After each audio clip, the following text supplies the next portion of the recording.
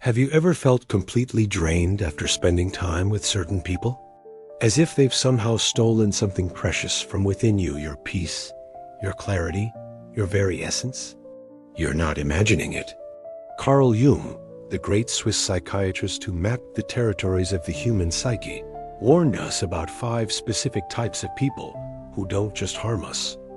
They fundamentally alter our psychological architecture, keeping us trapped in patterns that prevent us from becoming who we're meant to be. If this resonates with you, please like this video and subscribe to this channel. By the end of this journey together, you'll become a different person, one who recognizes these psychological vampires before they can feed on your soul. So stay until the end, because your transformation depends on it. There's a particular kind of exhaustion that has nothing to do with physical labor.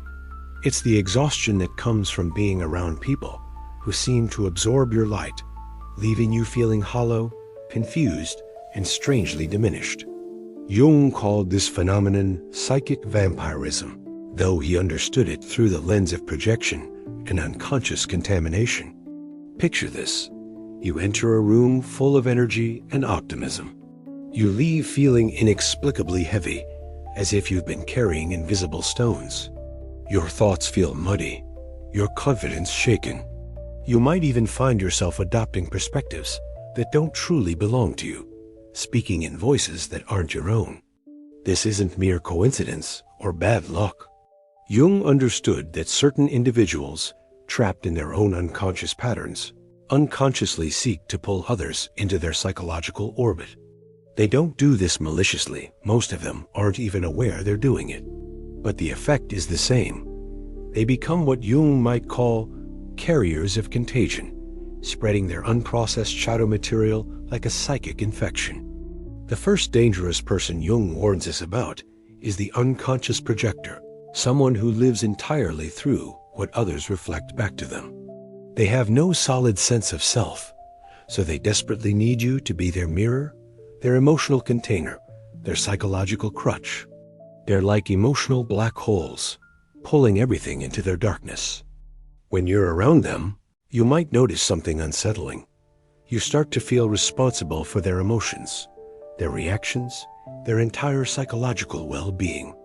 They've unconsciously made you into their parent, their savior, their reason for existing. Jung would say they've projected their unlived life onto you, and now you're carrying the weight of 2 souls instead of 1. The second type is the shadow denier, the person who has completely rejected their dark side and now sees it everywhere except within themselves. They're perpetually outraged, constantly finding fault in others, always the victim of someone else's supposed evil. Jung knew that when we refuse to acknowledge our own capacity for darkness, we become compulsively drawn to pointing it out in others. These individuals are dangerous because they turn you into a repository for everything they can't accept about themselves. Their judgment becomes your inner critic. Their fears become your anxieties. Their unprocessed rage becomes the heaviness you carry in your chest. The third is the chronic victim, someone who has made suffering their identity and unconsciously sabotages any attempt to heal or grow. Jung understood that some people become so attached to their wounds that they fear healing more than they fear pain. They need constant validation for their suffering, and they'll unconsciously recruit you into their drama to keep the painful story alive.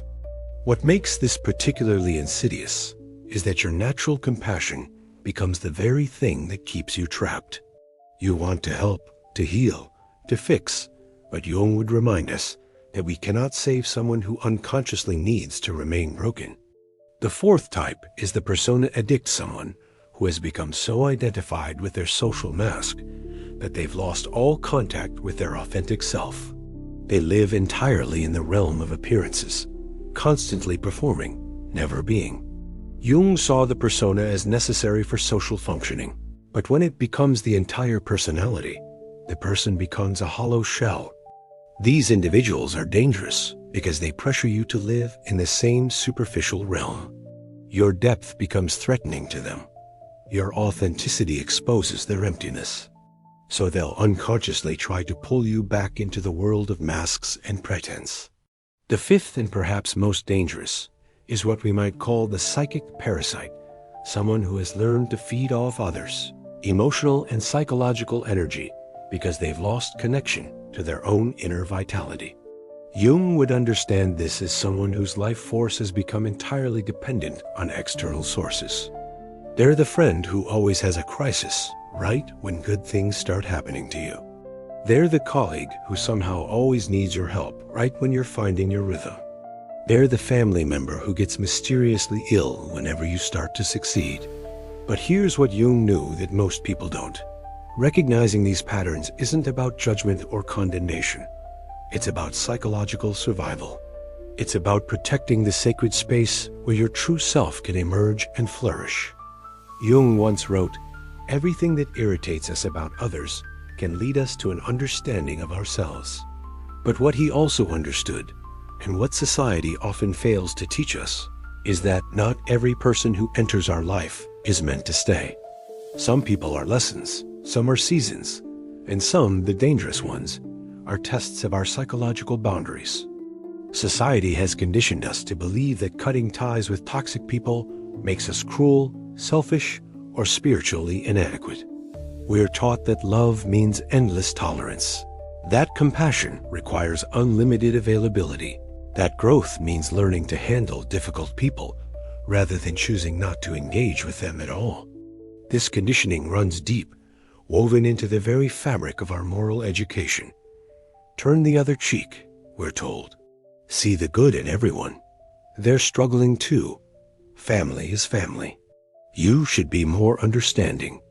These phrases echo in our minds like psychological chains, keeping us bound to relationships that slowly erode our soul.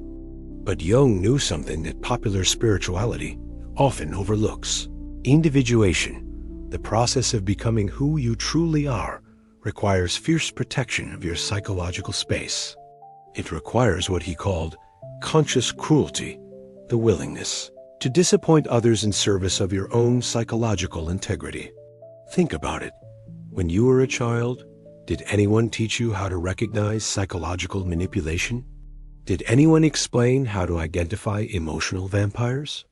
Were you shown how to protect your psychic energy from those who would unconsciously drain it? Most likely, you were taught the opposite. You were rewarded for being accommodating, for putting others' needs before your own, for maintaining peace at any cost. You learned that your worth was measured by how much you could tolerate, how much you could give, how much you could endure.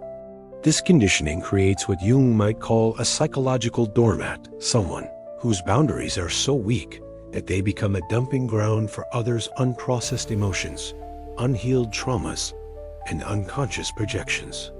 The unconscious projector learned early that they could survive by making others responsible for their emotional regulation. Perhaps they had parents who were emotionally unavailable, so they developed a desperate need to be constantly validated by others. They never learned to generate their own sense of worth, so they became psychological leeches, feeding off others' attention and energy. The shadow denier was likely raised in an environment where certain emotions or traits were deemed unacceptable. Rather than learning to integrate their darkness, they learned to exile it completely. But since shadow material cannot be destroyed, only displaced, they now see their rejected parts everywhere around them.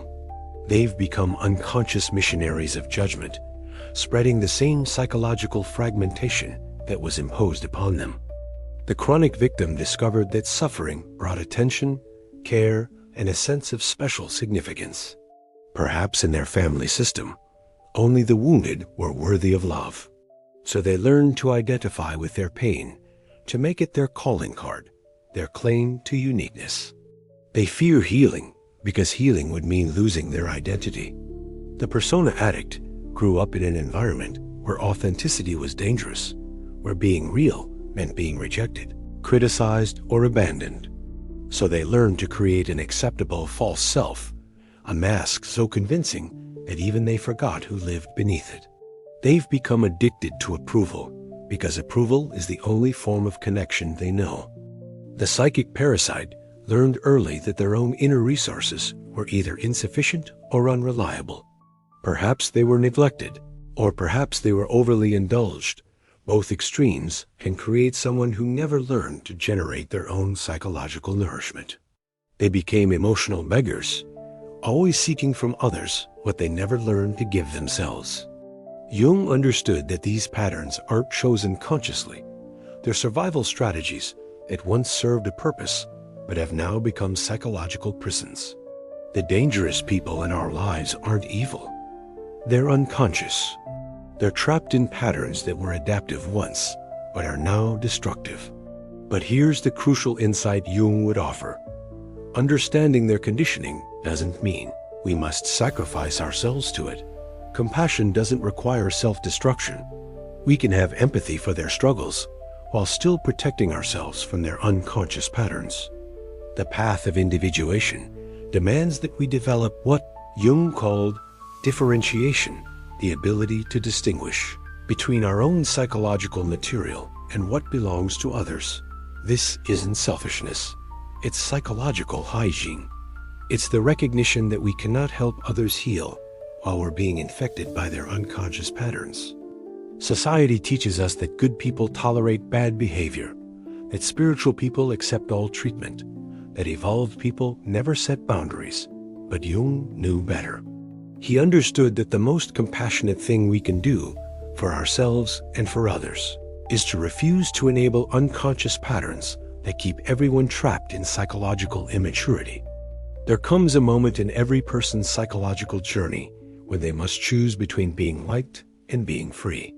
Jung called this the dark night of the soul, not because it's evil, but because it requires us to descend into the uncomfortable truth that not everyone deserves access to our inner world. This is perhaps the most challenging teaching for those of us raised to be people pleasers, helpers, and emotional caretakers. We've been conditioned to believe that our worth comes from our availability, our usefulness, our willingness to absorb others' pain. But Jung knew that this conditioning keeps us forever trapped in what he called psychological inflation, taking responsibility for things that aren't ours to carry. The art of conscious unavailability isn't about becoming cold or cruel. It's about recognizing that your psychic energy is sacred, finite, and precious. It's about understanding that every moment you spend managing someone else's unprocessed emotions is a moment stolen from your own psychological development. When you begin to withdraw from the 5 dangerous types, something miraculous happens. The fog starts to clear. You realize how much mental and emotional space was being occupied by their projections, their dramas, their unconscious demands. You begin to remember who you were, became their emotional support system. The unconscious projector will react to your withdrawal with escalating intensity. They'll accuse you of being selfish, cold, or different lately. They might create emergencies designed to pull you back into their orbit. Jung would say this is their psyche panicking because their projection screen is being removed. They're being forced to confront the emptiness they've been avoiding through their attachment to you. Your task isn't to explain yourself or to help them understand. Your task is to remain centered in your own psychological truth, even when they try to make you responsible for their discomfort. Remember, their reaction to your boundaries is information about their unconscious patterns, not evidence that you're doing something wrong. The shadow denier will likely launch into judgment mode when you begin to protect your space. They'll find fault with your sudden selfishness or your spiritual regression. They need you to be the good one so they can remain the victim of everyone else's badness. Your withdrawal threatens their entire psychological framework.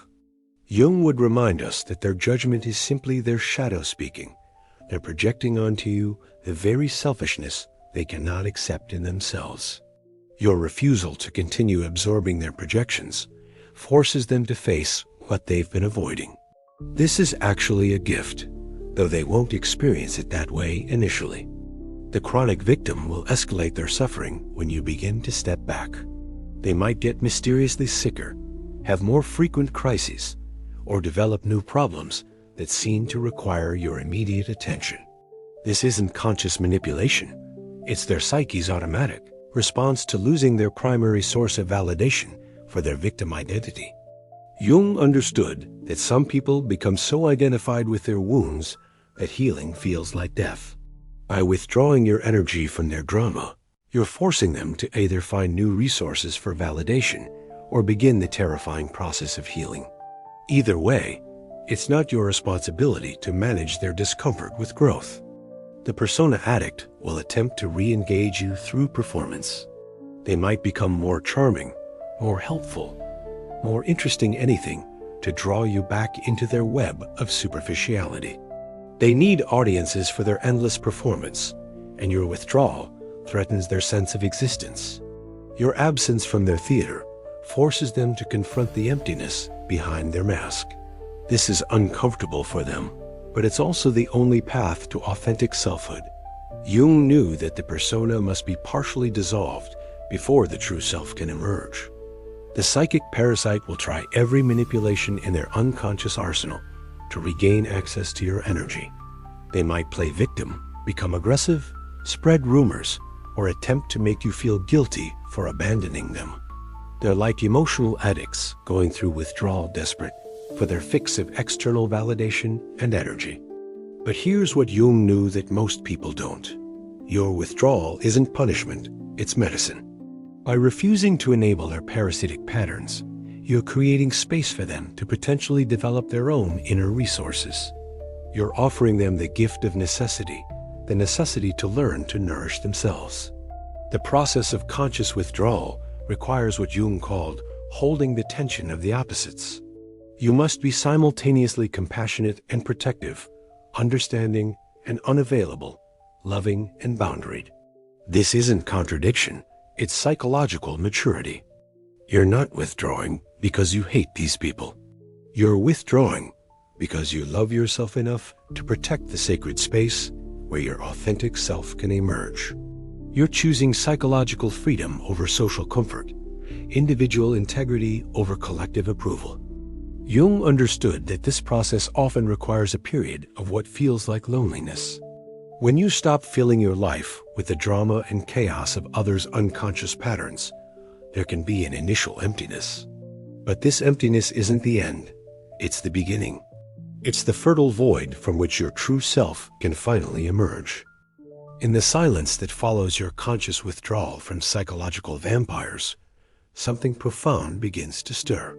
Jung called this phase the return of the repressed self, the gradual emergence of the person you were always meant to be, before you became a container for others' unprocessed emotions.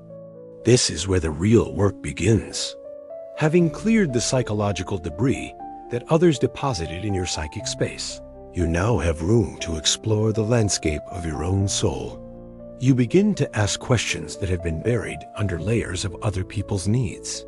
Who am I when I'm not managing someone else's emotions? What do I actually want when I'm not trying to please everyone? What does my authentic voice sound like when it's not echoing others' expectations? Jung understood that self-awareness isn't a destination. It's an ongoing process of psychological archaeology.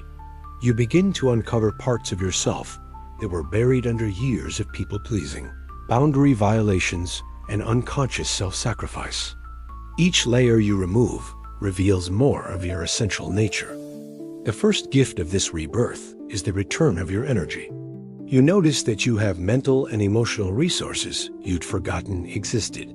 The chronic fatigue that came from managing others' unconscious patterns begins to lift. You sleep better, think more clearly, feel more emotionally stable. This isn't coincidence. It's the natural result of no longer hemorrhaging psychic energy through boundary violations. The second gift is the emergence of what Jung called authentic power. This isn't power over others. It's power over your own psychological state. You begin to recognize that you have a choice in how you respond to others' projections, manipulations, and unconscious demands. You develop what Jung termed conscious response rather than unconscious reaction. When the unconscious projector tries to make you responsible for their emotional state, you recognize the pattern without getting hooked. You can observe their attempt at projection with compassion, but without absorption. You realize that their emotional emergency doesn't constitute your psychological crisis.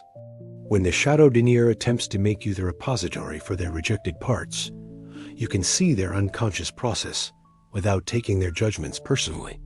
Their criticism says nothing about you and everything about what they cannot accept in themselves.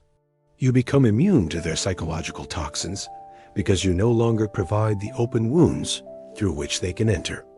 When the chronic victim tries to recruit you into their drama, you can witness their suffering without becoming their savior. You understand that their attachment to pain is their own psychological journey, and your refusal to enable it is actually the most loving response you can offer. When the Persona Addict attempts to pull you into their world of superficiality, you can appreciate their performance without being seduced by it. You recognize that their mask isn't evil. It's simply what they think they need to survive. But you no longer need to pretend that their false self is real. When the psychic parasite tries to feed off your energy, you can witness their hunger without feeling obligated to feed it. You understand that their emptiness isn't your responsibility to fill, and that trying to do so only enables their spiritual malnourishment. This level of psychological sophistication doesn't happen overnight. It requires what Jung called active imagination, the conscious practice of observing your own psychological processes without judgment. You begin to notice your patterns. When you're triggered, how you typically respond, what unconscious beliefs drive your reactions. You might discover that you have your own shadow material around the 5 dangerous types. Perhaps you have an inner unconscious projector who wants others to validate your worth. Maybe you have an inner shadow denier who judges others harshly. You might find traces of the chronic victim, the persona addict, or the psychic parasite within your own psyche. Jung would say this recognition is crucial. The gold is in the shadow. By acknowledging these patterns within yourself, you develop genuine compassion for others who are trapped in them. You understand that they're not fundamentally different from you. They're simply unconscious of patterns that you've learned to recognize and transform. This phase of rebirth is characterized by what Jung called individuation, the process of becoming increasingly whole and authentic. You begin to integrate previously rejected parts of yourself. You develop a relationship with your own shadow rather than projecting it onto others. You learn to generate your own sense of worth rather than seeking it externally.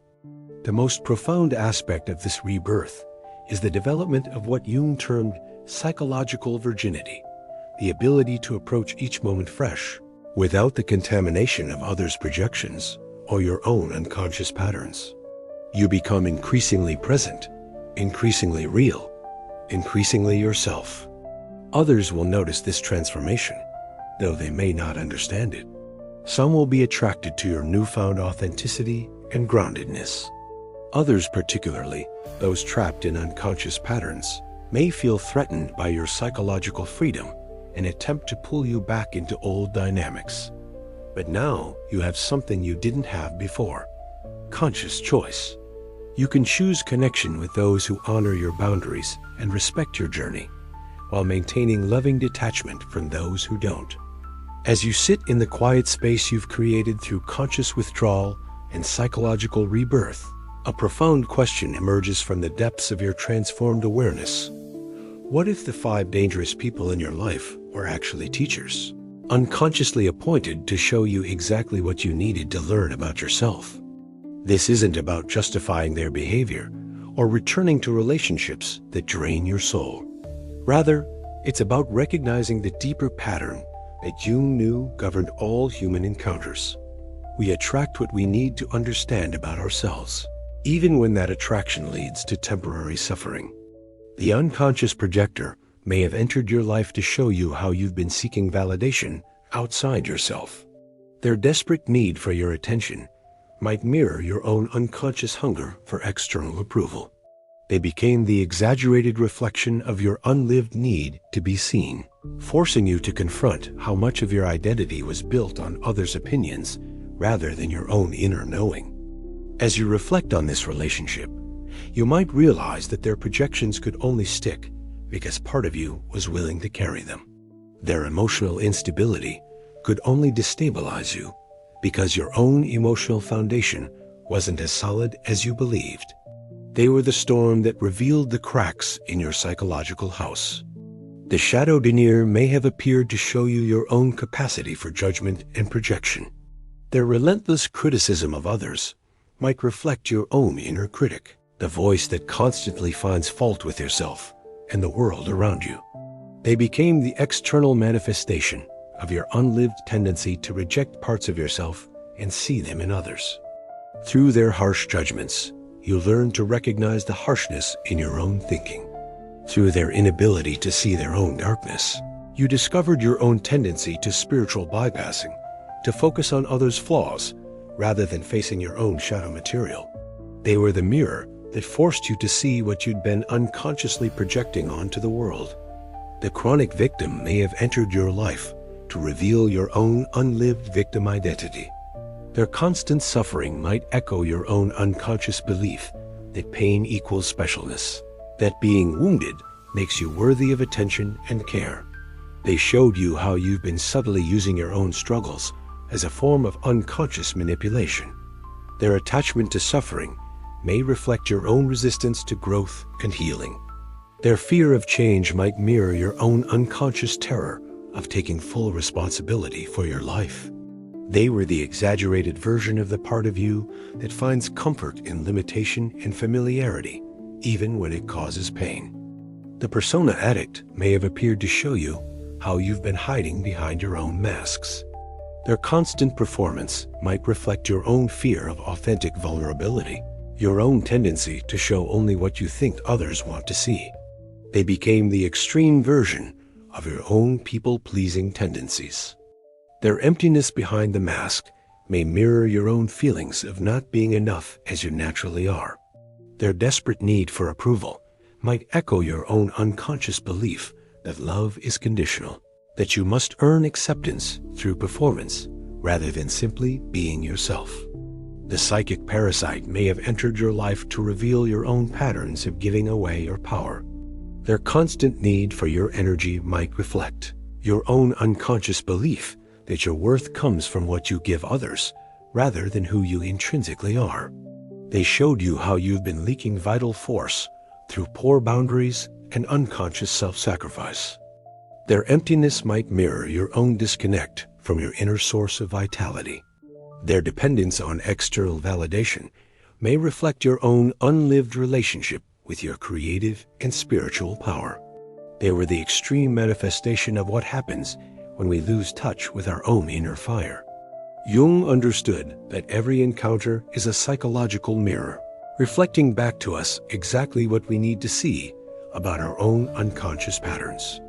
The people who trigger us most intensely are often our greatest teachers, showing us the parts of ourselves we've been unable or unwilling to face. This doesn't mean we should return to toxic relationships or tolerate abuse in the name of spiritual growth. Rather, it means we can extract the wisdom from these encounters without continuing to subject ourselves to their damaging effects. We can honor the teaching while protecting our psychological well-being. As you reflect on your journey with these 5 dangerous types, you might notice that your relationship to them has fundamentally shifted. Where once you felt angry, hurt, or resentful, you might now feel something closer to compassion. Not the kind that enables their unconscious patterns, but the kind that recognizes their humanity while maintaining your boundaries. You might even feel gratitude, not for the pain they caused, but for the growth their presence catalyzed. They forced you to develop psychological muscles you didn't know you had. They pushed you toward a level of self-awareness and authentic power that you might never have achieved without their unconscious provocation. This is the ultimate gift of conscious reflection, the ability to alchemically transform past pain into present wisdom, to see every relationship as a classroom for consciousness, to recognize that even the most challenging people in our lives are participating in our psychological education, whether they realize it or not. The question that emerges from this reflection isn't whether you should continue these, Relationships that depends on whether the people involved have done their own work to become conscious of their patterns. The question is, how will you use the wisdom gained from these encounters to create healthier relationships in the future?